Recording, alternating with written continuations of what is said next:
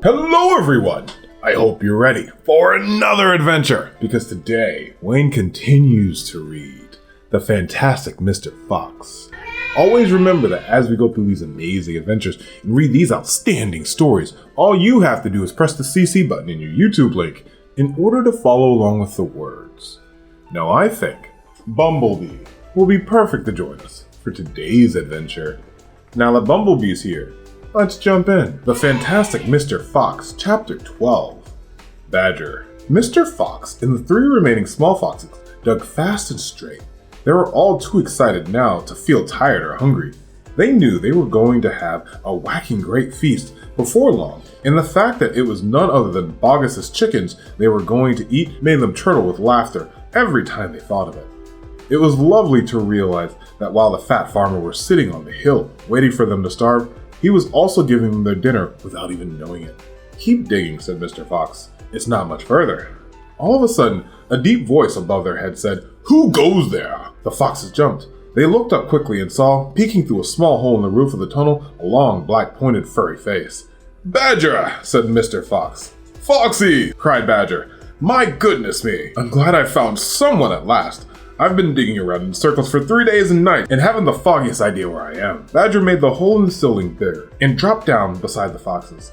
A small badger, his son, dropped down after him. "Haven't you heard the chaos that's happening on the hill?" Badger said excitedly. "It's chaos! Half the wood has disappeared, and there are men with guns all over the countryside. None of us can get out even at night. We're all starving to death." "Who is we?" asked Mr. Fox. "All us diggers. That's me, Mole, and Rabbit, and all our wives and children. Even Weasel, who can usually sneak out of the tightest spots, is right now hiding in my hole with Mrs. Weasel and 6 kids. What on earth are we going to do, Foxy? I think we're finished." Mr. Fox looked at his 3 children and smiled.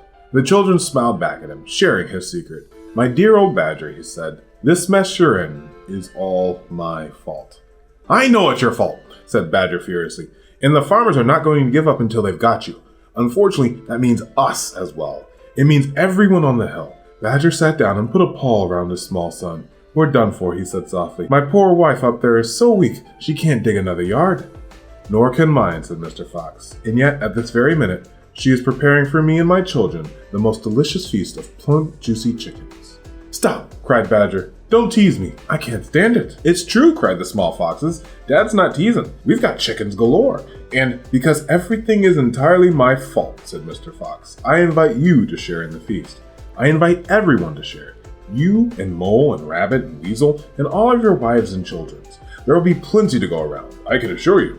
"You mean it," cried Badger. "You really mean it." Mr. Fox pushed his face close to Mr. Badger's and whispered darkly, "Do you know where we've just been?" "Where?" "Right inside Bogus's chicken house number 1. "No." "Yes, but that is nothing to where we're going now. You have come just at the right moment, my dear Badger. You can help us dig, and in the meanwhile, your small son can run back to Mrs. Badger and all the others and spread the good news." Mr. Fox turned to the small badger and said, "Tell them they are invited to a fox's feast. Then bring them all down here and follow this tunnel back until you find my home." "Yes, Mr. Fox," said the small badger. "Yes, sir. Right away, sir." "Oh, thank you, sir." And he scrambled quickly back through the hole in the roof of the tunnel. Oh, wow! That was a really fun adventure with Mr. Fox as he met his friend Badger. What do you think, Bumblebee? I'm excited for the next adventure too. We'll see you later, okay? And we can't wait to see you on the next adventure, here with Wayne Reads. Thank you for joining us, and we can't wait to see you again. Bye-bye!